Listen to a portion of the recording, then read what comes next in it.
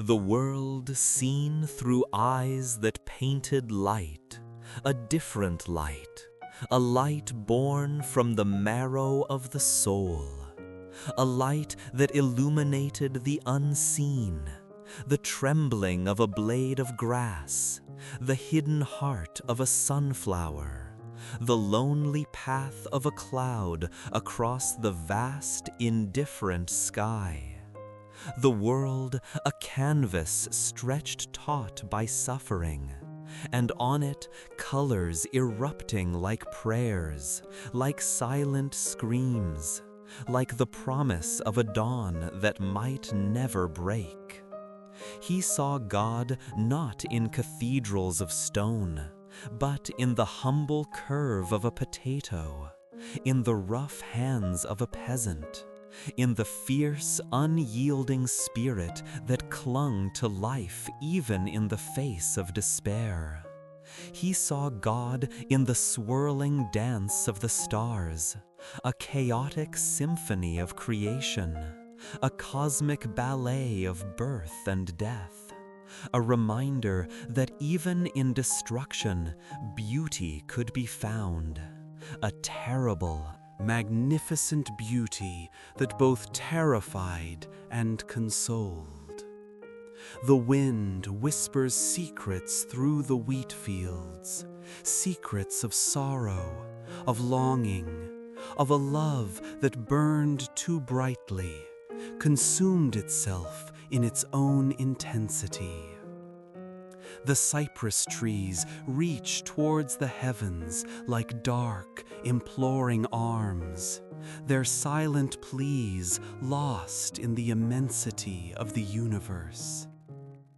The world breathes, a slow, ragged breath, a breath that carries the scent of earth and rain, and the faint, lingering fragrance of hope. He walked those fields, a solitary figure against the setting sun, his soul a mirror reflecting the turbulent sky. He felt the weight of the world on his shoulders, the burden of understanding, the agony of seeing too much, of feeling too deeply. He knew the sting of rejection, the bitter taste of loneliness, the crushing weight of a world that seemed determined to misunderstand him. But still, he painted. He painted the darkness, yes, but he also painted the light that pierced through it, the stubborn flame of faith that refused to be extinguished.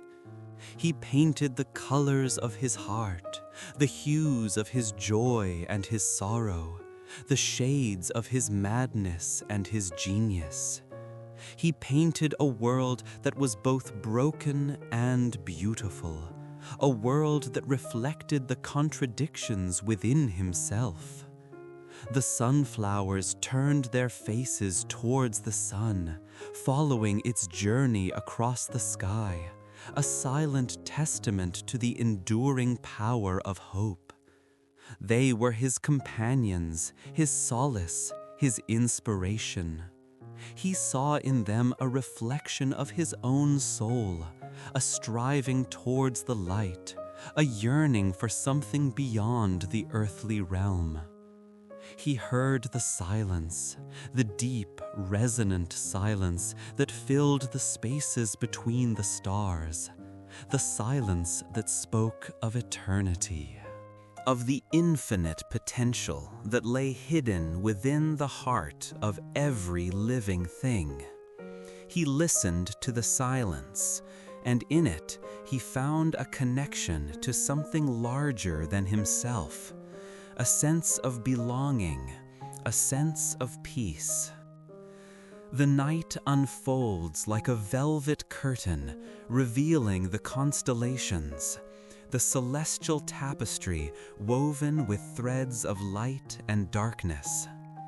The stars twinkle, distant and enigmatic, their light reaching across unimaginable distances, a reminder of the vastness of creation and the insignificance of human suffering in the grand scheme of things. Yet, even in their insignificance, humans could find meaning, could create beauty, could leave their mark on the world. He saw the light in the darkness, the promise of redemption in the midst of despair. He saw God in the eyes of a child, in the smile of a lover, in the simple act of kindness.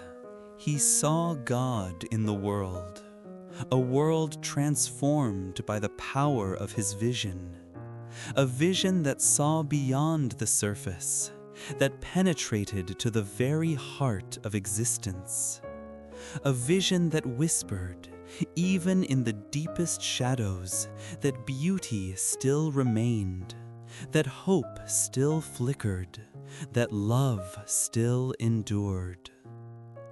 The wind whispers secrets through the wheat fields, an ancient language spoken only to the patient earth.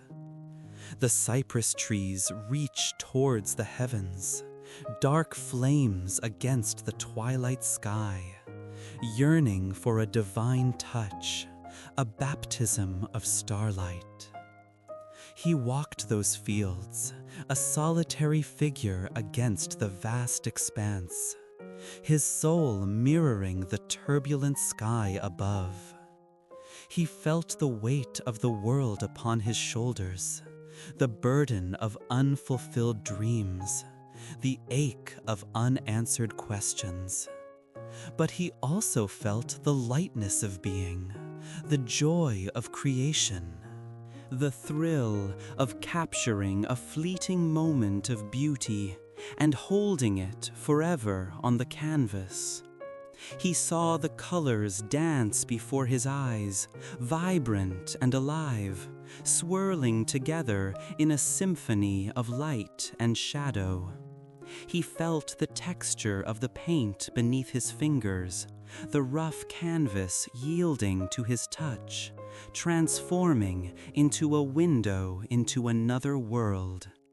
A world where emotions took shape, where feelings became visible, where the invisible was made manifest. He painted not what he saw, but what he felt, the inner landscape of his soul laid bare for all to see. He painted the pain, the loneliness, the despair, but he also painted the hope, the faith, the love. He painted the divine spark that resided within him, the flame that refused to be extinguished, even in the darkest of nights. The houses huddled together, small islands of light in the encroaching darkness. Each one a sanctuary, a haven from the storm. He saw the faces in the windows, etched with the lines of worry and weariness, but also with the glimmer of resilience, the quiet strength of the human spirit. He imagined their lives, their joys and sorrows, their hopes and fears, and he felt a kinship with them, a shared humanity that transcended the barriers of language and culture. He was one of them, a fellow traveler on this earthly journey, seeking solace and meaning in a world that often seemed senseless and cruel. He found solace in the stars, those distant beacons of light that had guided travelers for centuries, that had inspired poets and dreamers to reach for the impossible. He saw in them a promise of something beyond the limitations of human existence, a glimpse of the infinite possibilities that lay hidden within the universe. He felt a connection to them, a sense of belonging to a cosmic order that was both vast and mysterious. He was a part of something larger than himself, a tiny fragment of a grand design, and that realization brought him a measure of peace. He was not alone. He had the stars, the wind, the fields, the trees, and he had the God that he saw in all things. The church stood tall, a silent sentinel against the relentless march of time, its spire reaching towards the heavens like a prayer. He saw it not as a symbol of dogma or doctrine, but as a monument to human aspiration, a testament to the enduring need for something greater than ourselves. He saw it as a place of refuge, a sanctuary for the weary soul, a place where one could find solace and peace in the midst of the world's turmoil. He entered its hallowed halls, not to worship, but to contemplate, to listen to the silence, to feel the presence of something divine. He found it not in the stained glass windows or the ornate altars, but in the stillness of his own heart, in the quiet whispers of his soul. He carried that silence with him, a precious gift, a reminder that even in the midst of chaos, there was always a place of peace within. The crows flew overhead, dark silhouettes against the fading light, their calls echoing across the empty fields, a mournful lament for the dying day. He saw them not as harbingers of doom, but as symbols of resilience, of the ability to survive even in the harshest of environments. They were scavengers, survivors, and in their tenacity, he found a strange kind of beauty. He admired their strength, their adaptability, their unwavering determination to live. He saw in them a reflection of his own struggles, his own battles against the darkness, his own refusal to give up. He would keep painting, keep searching, keep striving until the very end. He walked on, the dust swirling around his worn shoes, the sun a molten coin sinking below the horizon. The air grew cooler, carrying the scent of damp earth and distant wood smoke. He felt a profound sense of loneliness, a feeling that had been his constant companion throughout his life. But even in his loneliness, he found a strange kind of comfort, a sense of freedom from the expectations of others.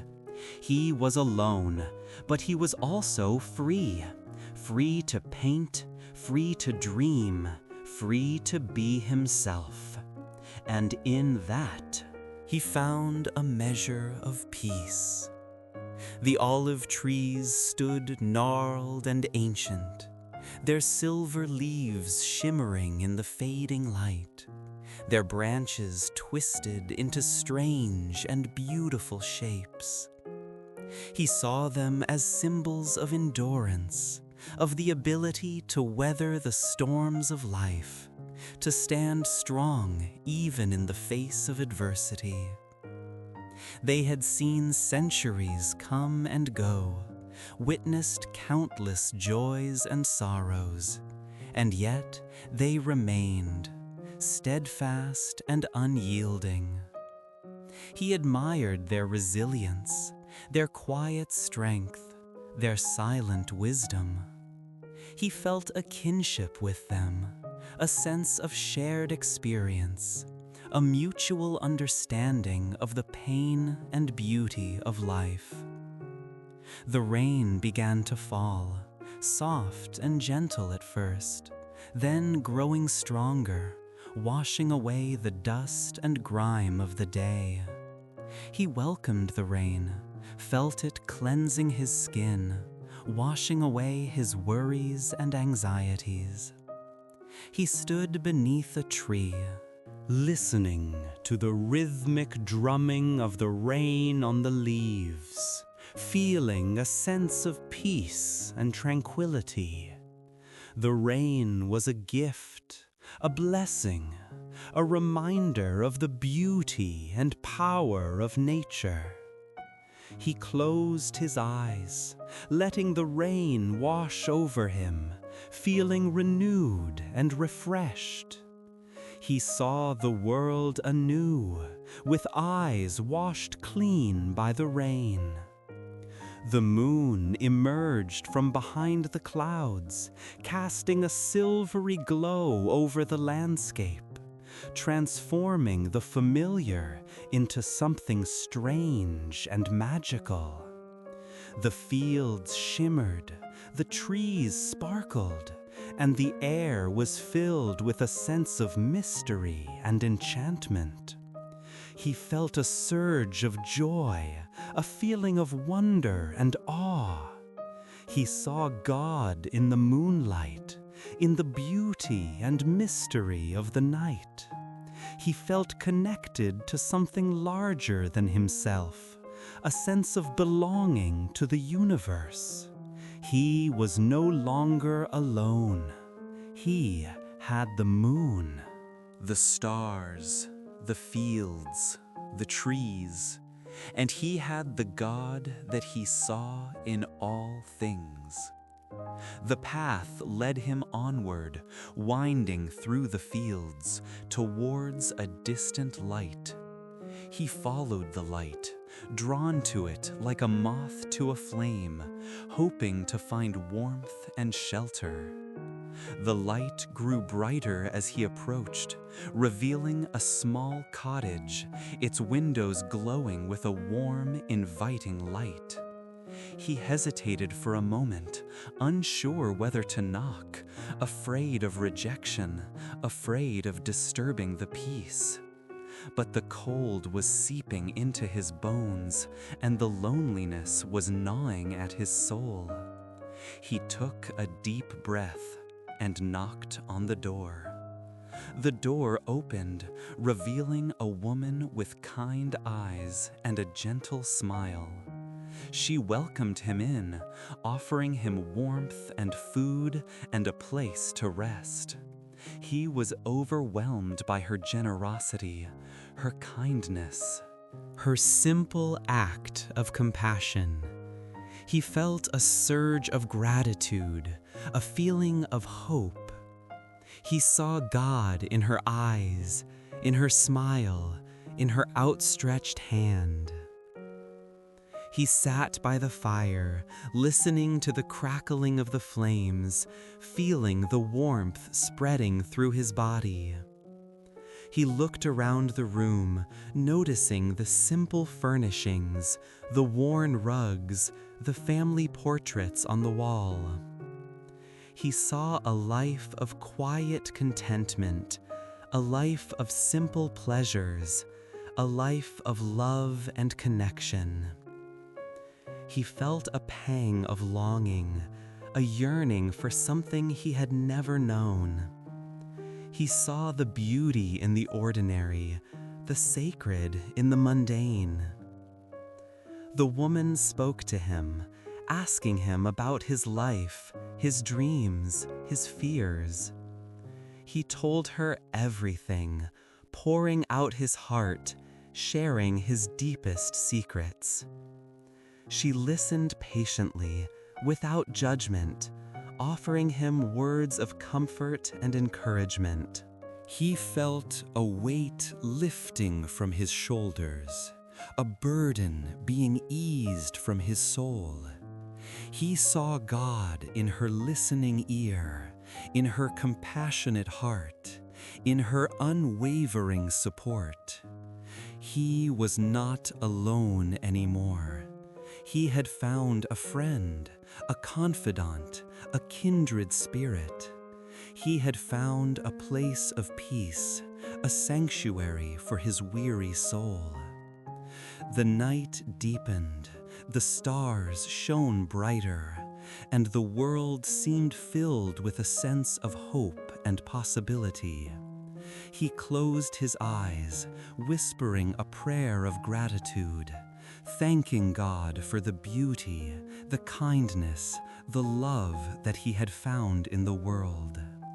And in his heart, he knew that even in the midst of darkness, there was always light, that even in the midst of despair, there was always hope, and that even in the midst of loneliness, there was always love. And with that thought, he drifted off to sleep, dreaming of sunflowers and starry nights, of olive trees and gentle rain, of kind faces and compassionate hearts, of the God that he saw in all things.